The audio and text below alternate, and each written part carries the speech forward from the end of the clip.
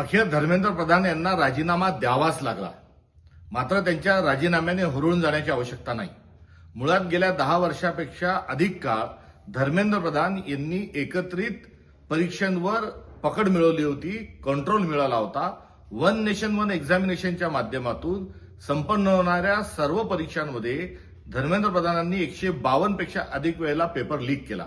याचा अर्थ काय की वर्गविशेष आणि स्वतःच्या राजकीय पक्षाला आणि हितसंबंधांना त्यामध्ये प्रवेश सुनिश्चित करायचा, तर दुसऱ्या बाजूला जे निवडक जे शिकवणीचे वर्ग आहेत त्यांच्याकडून भ्रष्टाचार करायचा, त्यांच्याकडून पुरेपूर पैसे उकळायचे.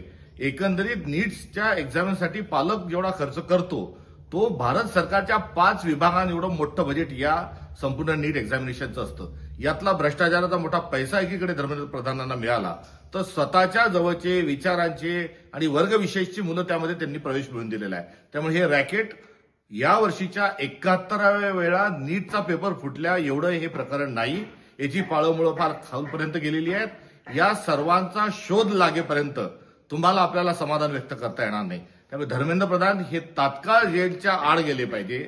यांना ताबडतोब शासन झालं पाहिजे, कठोरात कठोर शिक्षा झाली पाहिजे आणि या संपूर्ण स्कॅन्डलचा पर्दाफाश होत असताना सर्व संबंधितांना कठोरात कठोर शिक्षा झाली पाहिजे. ही असणारी काँग्रेस पक्षाची मागणी आहे आणि हे आम्ही केल्याशिवाय राहणार नाही. थोडक्यात धर्मेंद्र प्रधान लवकरच चक्की पिसिंग या त्यांना दंड झाल्याशिवाय काँग्रेस पक्ष स्वस्थ बसणार नाही. ही असणारी आमची एकंदरीत भूमिका आहे. या राजीनाम्याने आम्ही आमचं आंदोलन कुठेही थांबवलेलं नाही. आमचा आजचा कॅन्डल मार्च होईल. यासोबतच पुढे देखील आंदोलन सुरू राहील.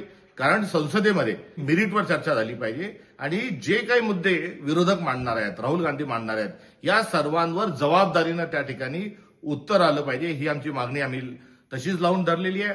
तथा देशभरामध्ये ज्या विद्यार्थ्यांवर जे गुन्हे दाखल झालेले आहेत या आंदोलनाच्या दरम्यान, हे सरसकट सर्व गुन्हे खारिज केल्याशिवाय आम्ही स्वस्थ बसणार नाही. त्यासाठी देखील आमचं आंदोलन हे सुरू राहणार आहे आणि यासोबतच या संपूर्ण प्रकरणाच्या अनुषंगानं देशाच्या पंतप्रधानांनी देशाची माफी मागावी. या आमच्या राहिलेल्या ज्या 3 मागण्या आहेत, या 3 मागण्यांकरता आमचं हे आंदोलन यापुढे असे सुरू राहील.